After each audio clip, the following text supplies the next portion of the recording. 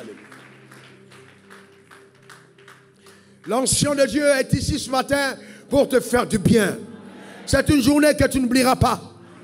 L'onction de Dieu est ici pour te faire du bien. Donne-moi le meilleur des amens. Ah oui, le surnaturel est une réalité. Alors maintenant, nous allons ensemble. Eh bien, nous allons prophétiser encore ensemble. Mais selon Somme 91, faites attention parce que je l'ai remodifié pour vous permettre de déclarer la Bible de façon contextuelle et contemporaine. D'accord? Quand ça s'adresse à nous, à la situation d'aujourd'hui. Donc, nous allons aller, Somme 91, qui est personnalisé. Tu diras haute voix comme déclaration sur ta vie. 1, 2, 3. Puisque je demeure sur l'abri du Très-Haut, je repose à l'ombre du Tout-Puissant.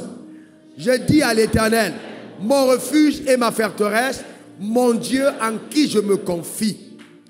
Car c'est lui qui me délivre du filet de l'oiseleur, de la peste et de ses ravages. Il me couvrira de ses plumes et je trouverai un refuge sous ses ailes. Sa fidélité est un bouclier et une cuirasse.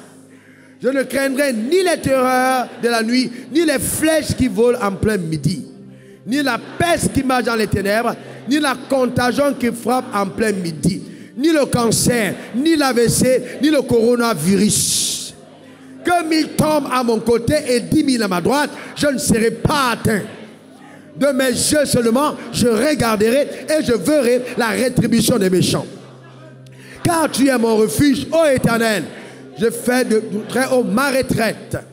Aucun malheur ne m'arrivera, aucun fléau ne s'approchera de ma tente.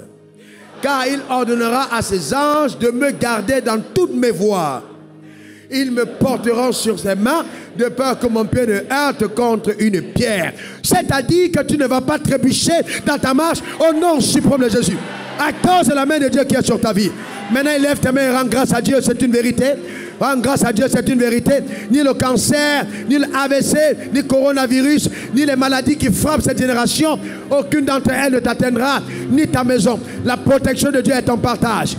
Élève ta voix, rends grâce à Dieu, rends grâce à Dieu, rends grâce à Dieu, au nom suprême de Jésus. Rends grâce à Dieu, rends grâce à Dieu, rends grâce à Dieu, rends grâce à Dieu, au nom suprême de Jésus. Rends grâce, rends grâce, rends grâce, rends grâce, rends grâce à Dieu, au nom de Jésus-Christ. Béni sois-tu, Seigneur. Alléluia. Au nom suprême de Jésus. Merci Seigneur. Au nom de Jésus-Christ. Amen. Merci Seigneur pour ta fidélité. Gloire à l'agneau.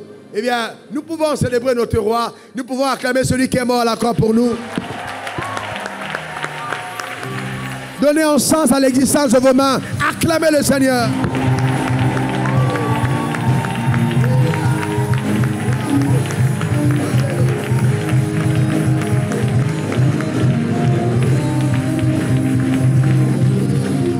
Ne t'inquiète pas pour tes enfants.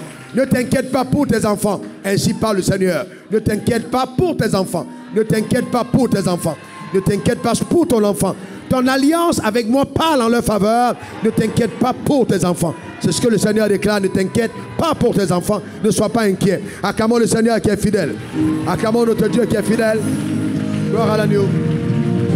Alléluia. Merci Jésus pour ta fidélité. Père, au nom suprême de Jésus, que ton nom soit béni, que ton nom soit exalté. Merci pour la révélation que tu accordes à toute personne présente en ce lieu et à toute personne connectée à cet autel. Ô Père, que ton nom soit béni pour la démonstration de ta fidélité. Merci pour la visitation exceptionnelle dans nos cœurs par la puissance de la vérité. Au nom suprême de Jésus, j'ai prié. Quelqu'un dise Amen 3 fois. Amen, Amen. Amen. Vous savez, on a parlé de l'amour. Regardez ce qui est écrit dans Matthieu 22. Matthieu 22, versets 36 à 40. Maître, quel est le plus grand commandement de la loi? Jésus lui répondit, tu aimeras le Seigneur ton Dieu de tout ton cœur, de toute ton âme, de toute ta pensée. C'est le premier et le plus grand commandement. Voici le second, qui lui est semblable. Tu aimeras ton prochain comme toi-même. De ces deux commandements dépendent toute la loi et les prophètes. Voyez-vous, c'est ce que Dieu dit. Il dit que le plus grand commandement de la loi, c'est d'aimer son semblable. Quand j'ai médité, après que Dieu me parlait de ce thème, je suis allé dans la parole de Dieu et Dieu m'a donné de voir les choses comme je ne les avais pas vues avant. Premièrement, nous avons toujours dit que Dieu nous a créés à son image selon sa ressemblance. On est d'accord là-dessus. Eh bien oui, je n'avais pas compris jusqu'au début de cette série quelle était en fait ce qui amenait Dieu à dire qu'on lui ressemblait. à son image, selon sa ressemblance. Et la Bible dit Dieu est amour. Il est amour. Dieu n'a pas l'amour, Dieu est amour. Donc ce qu'il a déversé en nous et qui nous donne de ressembler à Dieu, c'est l'amour qu'il est, d'accord, qu'il a déversé en nous. Et donc il attend de nous que notre vie soit motivée par l'amour, que toutes nos décisions soient motivées par l'amour. Il dit, voyez, le plus grand commandement de la loi, tu aimeras le Seigneur ton Dieu de tout ton cœur, de toute ton âme, de toute ta force, de toute ta pensée. Tu aimeras ton prochain comme toi-même. De ces deux commandements dépendent toute la loi et les prophètes. Donc, la motivation première qui devrait caractériser la vie d'un enfant de Dieu, c'est l'amour. Les actions d'un enfant de Dieu, c'est l'amour. Pourquoi est-ce que tu fais ce que tu fais? Est-ce que l'amour de Dieu dans ton cœur est la motivation de ton action? Je prends un exemple. Vous êtes dans le commerce et vous importez de la marchandise, peut-être de la Chine ou de la Turquie ou n'importe où. Et vous avez votre prochain. Vous allez importer la marchandise, vous achetez la marchandise à 20 $, donc 10 000 francs CFA. Vous arrivez ici et vous vendez ça à votre prochain à 100 000. Est-ce que vous l'aimez? Non. Parce que si vous l'aimez, effectivement, vous n'allez pas vendre à 100 000. Vous allez vendre à un prix raisonnable. Vous allez vendre au prix auquel vous aurez aimé qu'on vous vende à vous. C'est ça qui est la jauge. Aime ton prochain comme toi-même. Les gens qui n'ont pas d'amour pour eux ne peuvent pas aimer les autres. Pour aimer une personne, il faut s'aimer soi-même. Et les personnes qui ont un problème de dysfonctionnement, à travers de l'image personnelle qu'elles ont elles-mêmes, le renvoient sur les autres, en étant violents, en étant, vous voyez, destructifs, même dans les propos. Souvent, il peut arriver qu'un homme épouse une femme et que, hélas, il a un problème intérieur. Il devient donc pour cette femme une pierre d'achoppement. Pourquoi? Parce qu'il a un problème d'estime personnelle. C'est très important de s'aimer soi-même. Vous ne pouvez pas donner ce que vous n'avez pas. Donc l'amour de Dieu est la première chose que Dieu déverse dans votre cœur quand vous le rencontrez. Il a répandu son amour dans notre cœur par le Saint-Esprit. Et regardez ce qui a été écrit dans 1 Corinthiens 13, 1 à 3. C'est vraiment profond.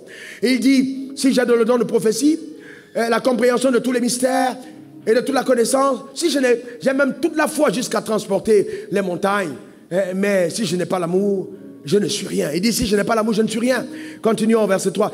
Et si je distribue tous mes biens jusqu'aux pauvres, même si je lie mon corps aux flammes, mais que je n'ai pas l'amour, cela ne me sert à rien. Donc ça veut dire que tant que l'amour n'est pas la motivation de mes actions, ce n'est pas récompensé par le ciel. Eh bien oui. Alors il nous est facile de dire, oh j'aime. Mais Dieu est tellement intelligent que quand il te donne un partenaire, ton partenaire devient ton semblable. Ton partenaire devient ton prochain.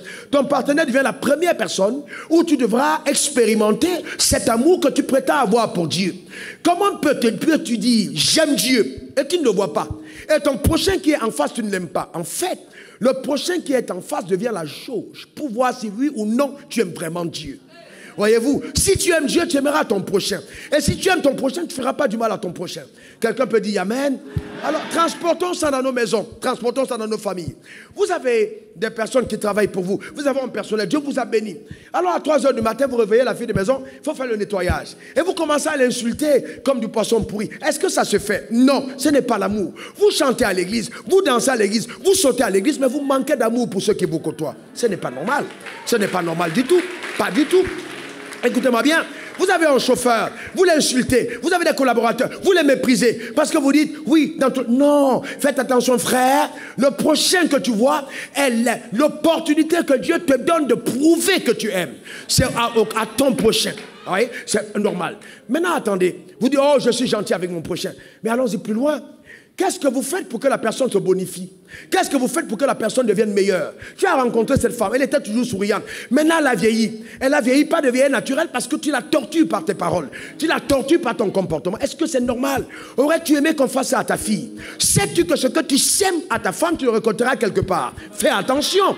Tu ne peux pas impunément t'attaquer à la création faite à l'image, à la ressemblance de Dieu et croire que Dieu te laissera en paix. Il y a des gens qui meurent avant leur heure parce qu'ils ont méprisé une création de Dieu. Et il dit, attention, il y aura des scandales, mais malheur à celui par qui les scandales arrivent. Et c'est scandaleux pour Dieu de mépriser une créature faite à son image. Faites attention. L'arrogance, l'orgueil, l'imbu de sa personne remplie. Vous devez vider tout ça et marcher par l'amour. L'amour, c'est l'humilité, être humble. L'amour, c'est savoir apprécier les autres. L'amour, c'est croire le meilleur pour les autres. C'est ça l'amour de Dieu. Il faut que ce soit dans votre cœur. Frères et sœurs, arrêtons l'hypocrisie. Oh, je suis sanctifié. Oh, je ne fais pas ci. Mais si tu n'as pas l'amour, c'est du pipeau. L'amour doit être la première chose que Dieu voit dans tes actions. La première motivation. Est-ce que l'amour est là? Est-ce que tu aimes? Est-ce que tu aimes? Oui. Oh, mais il est fidèle. Elle est fidèle, cette fille. Elle travaille avec moi depuis 22 ans. Depuis 22 ans, t'as pas honte? Tu l'as pris, la petite fille, elle avait 12 ans. Elle travaille depuis 22 ans. Elle est toujours en train de travailler dans ta maison, t'as pas honte? Tu veux que ton enfant stagne dans la vie? Tu n'as pas eu un autre plan pour elle? Tu ne pourrais pas l'envoyer au moins faire l'école? Tu ne pourrais pas l'envoyer au moins faire un concours? Tu ne pourrais pas l'envoyer quelque part? Attention, frère, attention, c'est pas ça l'amour. L'amour pense le meilleur des autres. L'amour pense le meilleur des autres. Vous savez, on a l'habitude de voir, je vous dis des choses vraies, les pasteurs prennent souvent les gens chez eux. Oh, ce sont mes enfants. Mais comment vous les traitez? Comment vous les traitez dans votre maison? Quand vous mangez à table, ils mangent derrière. Vous mangez la viande fraîche, ils mangent la viande boucanée derrière parce que vous ne savez pas à qui donner. Le chien est même mieux nourri qu'eux. Laissez-les ailleurs. Ne prétestez pas que vous allez adopter quelqu'un. Vous êtes homme tortionnaire. Ce n'est pas de l'amour. Donnez aux gens qui sont avec vous ce que vous aurez donné à vos propres enfants. Alors, allons-y plus loin, frère. Allons-y plus loin. Je vous pose une question. Tu as porté un enfant dans ton ventre. Oui, tu as porté un enfant dans ton ventre. Tu as porté un enfant dans ton ventre. Il fait 9 mois dans ton ventre. Tu accouches. Tu commences à le chérir. Et puis l'enfant qu'une autre femme a porté, tu maltraites. Mais tu n'as pas l'amour. Tu n'as pas l'amour du tout. C'est pas ça l'amour. C'est de l'égoïsme. Tu donnes le meilleur à tes enfants et tu ne donnes pas le meilleur aux autres. Tes enfants dans la vie auront des problèmes. Pourquoi? Parce que ce que tu auras sémé dans la vie des autres, tes enfants vont le récolter. L'amour, c'est important d'apprendre à aimer. Cherchons le meilleur des autres. Embellir la destinée des autres par le sentiment noble que nous avons. L'amour n'abuse pas d'autrui. Et je vais plus loin, frère. Quand vous avez l'amour dans votre cœur, vous obligez le ciel à vous soutenir. Celui qui agit par amour endette Dieu à son égard. Dieu devient endetté. Dieu te doit parce que tu as l'amour. C'est ça en fait. La Bible dit celui qui donne aux pauvres prête à Dieu. Celui qui donne par amour, Dieu lui doit quelque chose en retour. C'est très important, l'amour. L'amour. Vous savez, nos églises sont remplies de personnes extrêmement hypocrites. Même entre pasteurs, il n'y a pas d'amour. Combat, combat, combat. Frères et sœurs, est-ce que vous anticipez un seul moment, sachant qu'un jour on sera devant Dieu? L'amour devrait être le fondement. L'amour devrait être le fondement. Quand tu regardes ton frère, qu'est-ce que tu vois? Une opportunité pour te faire un peu de blé? Qu'est-ce que tu vois? Une opportunité pour profiter? Qu'est-ce que tu vois? Ou quelqu'un que tu peux aimer? L'amour donne. L'amour supporte tout. L'amour endure tout. L'amour ne recherche pas son propre intérêt, mais aussi l'intérêt d'autrui. C'est ça, aimer les gens. Aimer les gens comme si c'était vous-même. Je vous garantis, la première personne qui jouit de l'amour, qu'elle relâche, c'est la personne qui la relâche. Celui qui donne l'amour est toujours victorieux. Même si vous pensez que vous êtes perdant, parce que vous dites les gens ont pris avantage de moi, je vous garantis, ils se trompent. Dieu va toujours vous soutenir quand vous agissez par amour. Alors pardonnez, alors supportez, alors endurez. Démontrez aussi, un temps soit peu, que la croix a un sens pour vos vies. Ne peut pas dire, Jésus a porté la croix, Jésus est mort sur la croix. Il est mort sur la croix, mais il ne t'a pas dit de mourir toi, il t'a dit de porter la tienne. Seulement porter. Même porter, tu n'arrives pas. Si tu devais mourir, qu'est-ce qui devait arriver? Frères et sœurs, je vous dis sincèrement, et c'est ce qui motive ma vie. Je parle devant ma femme, je parle devant les personnes qui vivent chez moi. Frères et sœurs, je vous garantis, votre vie ne vaut pas la peine d'être vécue sous la vie que vous vivez pour vous-même. Vos espoirs individuels comptent très peu. C'est quand vous réussissez à amener d'autres, par votre amour à réussir, que le ciel vous valorise. Les personnes qui réussissent seules ne sont pas des personnes qui ont réussi, c'est des personnes qui ont échoué. Mais amener d'autres personnes à réussir, alors là, c'est le grand sens de l'amour. Quand tu rencontres ta femme, tu dois la cultiver. On doit avoir une différence. Ton amour doit changer ta femme. Oh oui, mais elle est... Non, frère, écoutez-moi bien. Vous voulez que je vous parle profondément? Lisez la Bible et comprenez-la. Dieu a été trompé par l'homme. Dans le jardin d'Éden, il a couvert la nudité de l'homme. Il est Dieu, il pouvait détruire l'homme. Après, l'homme a continué à progresser. Dieu a dit, bon, on va voir. Dieu s'est mis en colère. Il a détruit la terre par le déluge. Mais, ayant tout détruit, de la famille qu'il a préservée, le mal a continué. Donc, Dieu n'a pas réussi avec la colère. Le mal a continué. Après, on a vu Sodome et Gomorrhe. La terre avait été détruite. Mais ça vient d'où? Parce que la colère ne peut pas engendrer la victoire. Alors, il y a eu Sodome et Gomorrhe. Dieu est venu encore le feu, feu, feu, feu. Ils sont tous frappés. Mais la colère est venue. Il est allé sortir le peuple d'Israël. Il a frappé avec les 10 plaies. Mais après, dans le désert, le peuple qui a été libéré a continué de vivre de façon désordonnée. Il a même tué les gens à l'entrée de Dieu. Moïse même n'est pas entré. Mais Dieu a changé de stratégie. Il dit, ces hommes-là, la haine n'est pas bon. La colère pour eux, ce n'est pas ce qu'il faut. Tu vas amener un médicament exceptionnel qui va les changer. Et la Bible dit dans Jean 3,16, Dieu a tant aimé le monde qu'il a donné son Fils unique, afin que quiconque croit en lui ne périsse point, mais ait la vie éternelle. Frères et sœurs, l'amour de Dieu t'a changé et m'a changé. Ce n'est pas la colère de Dieu, c'est son amour. Nous sommes ce que nous sommes parce qu'il nous a aimés. Dieu est tellement bon. Quand il regarde un gars comme moi qui se masturbait, qui fumait, un gars qui dormait en boîte de nuit, on me portait dans coma éthylique, on me jetait dans ma maison, il regarde en moi et il voit un prophète des nations. Ce n'est que l'amour qui peut avoir ce regard. Ce n'est que l'amour qui peut transpercer les fautes et voir quelque chose de bon. Frères et sœurs, même au travers des erreurs des gens, apprenez à voir les qualités que ces erreurs enferment. C'est ça l'amour de Dieu. Que Dieu vous bénisse richement. Que la main de Dieu soit sur vos vies. Et cessez de vivre les slogans. Cessez simplement d'être des gens le slogan. Cessez de vivre la religion. Vivez Dieu. Mangez Dieu. Pratiquez Dieu. Tous les jours dans la vie, vous allez voir la gloire de Dieu comme étant votre partage. Au nom suprême de Jésus. Donne-moi 3 bons amen. Que Dieu te bénisse abondamment. Tu vas juste baisser ta tête, nous allons prier. On n'a pas besoin de plus que ça. Tu as baissé ta tête, on va prier. C'est la clé de la vie. Baisse ta tête, on va prier. Prie le Seigneur. Demande à Dieu, mon Père, mon Dieu, mon Créateur, je veux vivre l'amour. Je veux vivre l'amour. Je veux aimer ma femme. Je veux aimer mon mari. Je veux aimer mon prochain. Je veux aimer mes enfants. Je veux aimer mon pasteur. Je veux aimer mes collaborateurs. Je veux aimer mes employés. Je veux aimer mes ouvriers. Je veux aimer mon patron. Je veux vivre l'amour au quotidien. Mon voisin, oh Père, l'amour, le véritable amour, je veux le vivre vraiment, oh Dieu, cet amour que tu as répandu dans mon cœur, je veux l'expérimenter, le démontrer quotidiennement. Au-delà de la loi, je veux rencontrer l'amour. Au-delà de la loi, je veux rencontrer l'amour. L'amour qui me donne la miséricorde. L'amour qui me donne de triompher du jugement. Je veux rencontrer l'amour. L'amour de Dieu. Rencontrer l'amour. Cet amour qui surpasse tout. Cet amour qui me donne la victoire en tout. Je veux rencontrer l'amour de Dieu. Je veux vivre cet amour. C'est l'amour. Je veux l'amour. Ô Père, sature mon cœur de l'amour.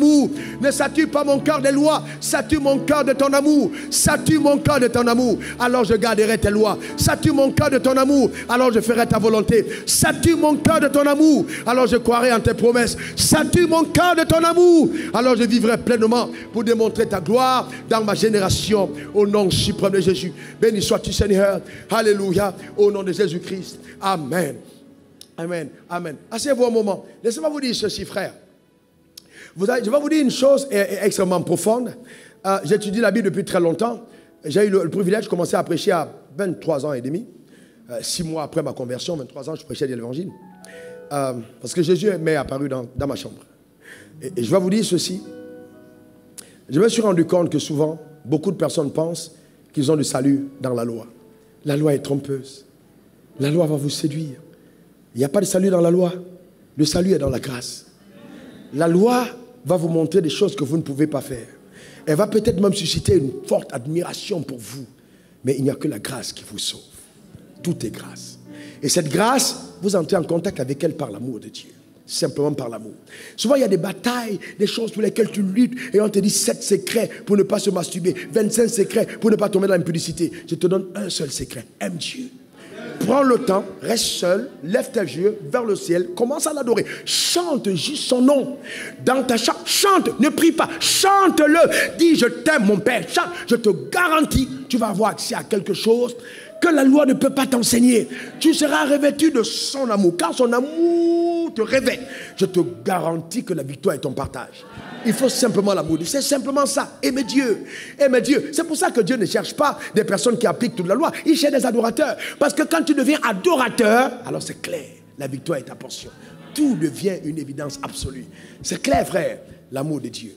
L'amour de Dieu. Vous savez, quand tu aimes Dieu, non simplement il te donne la force d'être au-dessus de tout, mais quand tu vois quelqu'un d'autre qui a un problème, tu tends la main et tu le relèves. C'est ça l'amour. Tu relèves, tu relèves. Parce qu'en fait, tu ne regardes pas la faute, mais tu regardes au potentiel qu'incarne la personne qui a fauté. Et tu dis, relève-toi. Et là, maintenant, ton trophée, c'est quoi? C'est d'avoir aidé d'autres personnes à se lever. C'est ça la grandeur spirituelle. Vous voyez, c'est ça la grandeur. Aider d'autres personnes. La condamnation, non, c'est la loi, c'est l'immaturité. En fait, j'appelle ça le comportement des personnes qui sont dans l'adolescence spirituelle. Il y a une dimension de connaissance de Dieu. On ne parle plus comme ça. Mais quand on est jeune, quand on est immature, quand on se cherche encore, quand on profite de la parole de Dieu pour avoir des offrandes, on peut faire ça.